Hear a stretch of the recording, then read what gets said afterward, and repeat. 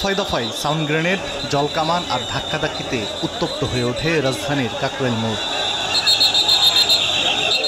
সকালে শাহবাগের জাতীয় জাদুঘরের সামনে অবস্থান কর্মসূচি পালন করেন চাকরিচ্যুত বিডিআর সদস্যরা। দাবি পূরণে সাড়া না পেয়ে যমুনা অভিমুখে পদযাত্রা শুরু করেন তারা। এ সময় পথে একাধিকবার পুলিশের বাধা উপেক্ষা করে কাকরাইল মোড়ে অবস্থান নেন আন্দোলনকারীরা। বলেন, দাবি আদায় না হলে রাজপথ ছাড়বেন না। এক স্বৈরাচার সরকারকে আমরা পতন করছি, এই সরকার কি আমাদের দুঃখটা বুঝবে না? আমাকে জেলবন্দি ভাই সকল আছে, জেলবন্দি থেকে মুক্তি দেওয়ার জন্য খুনি হাসিনা সরকার আমাদেরকে নতুন একটা কালো আইন তৈরি করে আমাদেরকে চাকরিচ্যুত করছে। যেদিন দাবি আদায় হবে লিখিতভাবে সেই দিন আমরা চলে যাব। পরে চাকরিচ্যুত বিডিআর সদস্যদের ছত্রভঙ্গ করতে জলকামান নিক্ষেপ করে পুলিশ।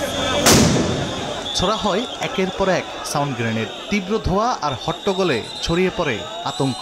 বেশ কয়েকজন আহত হয়েছেন বলে দাবি আন্দোলনকারীদের। দুই রকমের জলকামান মারছে আমাদের উপরে, আমাদেরকে গুলি করে মেরে ফেলে দেওয়া হোক এখানে। আমরা আর বাঁচতে চাই না এই বাংলার বুকে। আমাদের সাথী ভাইকে ধরে নিত না। আমরা তো কোনো উচ্ছৃঙ্খল বাহিনী নয়, আমরা সুশৃঙ্খল বাহিনী। আইনশৃঙ্খলা বাহিনী বলছে, সড়ক ছাড়তে 10 মিনিট সময় দেওয়া হলেও সরেনি আন্দোলনকারীরা। শেষ পর্যন্ত বাধ্য হয়ে ব্যবস্থা নিতে হয়। 10 মিনিট পার হওয়ার পরে এরপরও আরেকবারও মৌখিকভাবে ওয়ার্নিং দিচ্ছি যে ভাই চলে যাও। তো ওরা আসলে কোনোভাবে শুনবে না, ওরা শেষ পর্যন্ত থাকবে। তো এরপরে যেটা হয় আমরা ডিসপার্স করার জন্য যেটা করার দরকার, ওরার কারণ বা ওই যে সাথে বোম যেটা সাউন্ড গ্রেনেড এটা মারা হয়েছে। এ ঘটনায় বেশ কয়েকজন আটক করা হয়েছে বলে জানান পুলিশের এই কর্মকর্তা। তানভীর হাসান মেঘ, সময় সংবাদ, ঢাকা।